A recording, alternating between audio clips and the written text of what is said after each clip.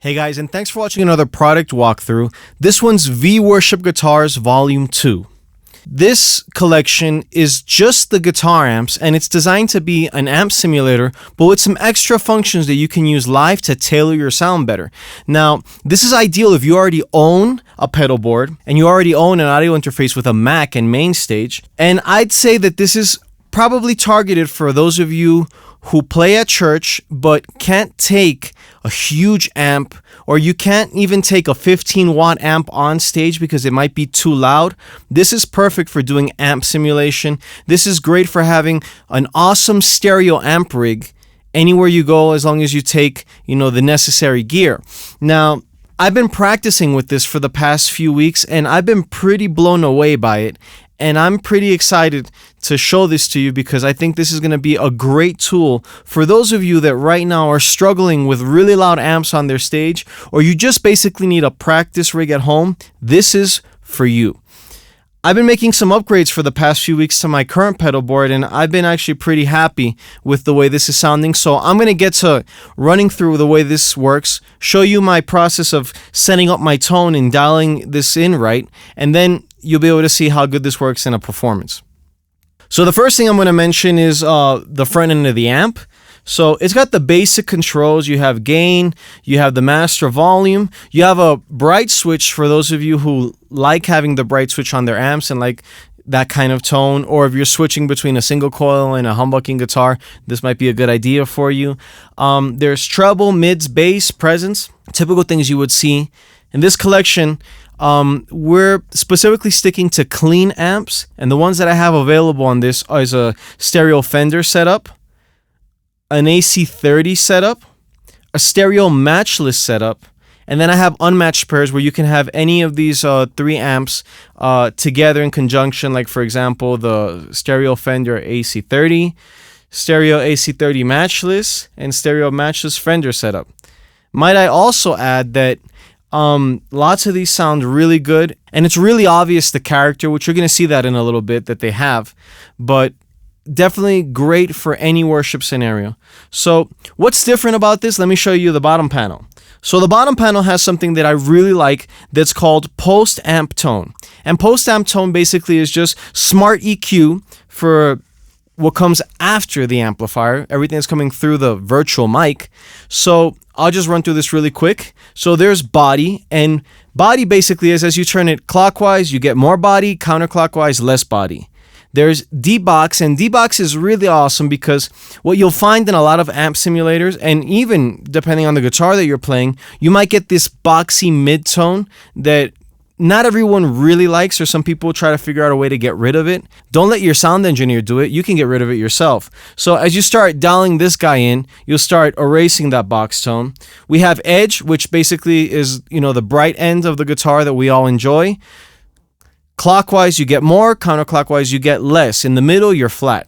And then the last thing that we have is sparkle. It's completely dialed out, but these are the kind of highs that you can't get from the guitar amp that you can definitely get by EQing better. So as you go down this, and you're going to get a more sparkly high end off the guitar that you might really appreciate, and your sound engineer might appreciate it as well.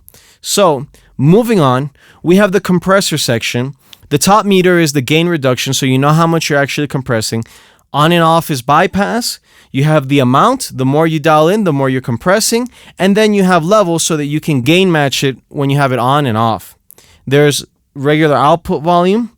There's a limiter that you can activate. And on the top right-hand corner, this meter's to let you know how much gain reduction you have on the limiter. This will just kind of keep your levels in check and make sure you're not spiking every now and then. We also have this extra feature that I added that's called de-icer, and basically what de-icer takes care of is your ice pick highs. Especially if you like playing the guitar really bright, this is definitely a way that you can tame the highs. And what usually happens with people who play bright is that when you're playing soft, it's okay, but as you start attacking harder, definitely you get these harsher highs in, which is not good. But with this, you can tame them, and it's basically a compressor for that specific frequency that bothers people. So as you make this more sensitive, it's going to dial it back more. If you don't need it, or you don't think it's going to be important for you, you don't have to have it on. And that's it. Okay, that's the tour. Now, let me show you how I make this work.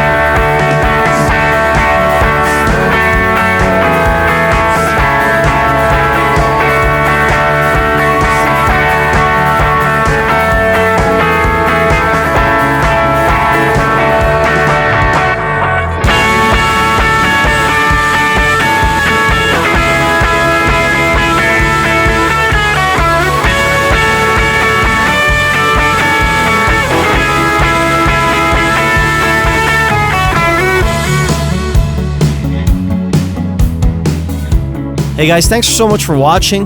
Please subscribe to my videos for more tutorials. I'm doing a lot of stuff in Spanish as well. So thank you so much, guys, and God bless.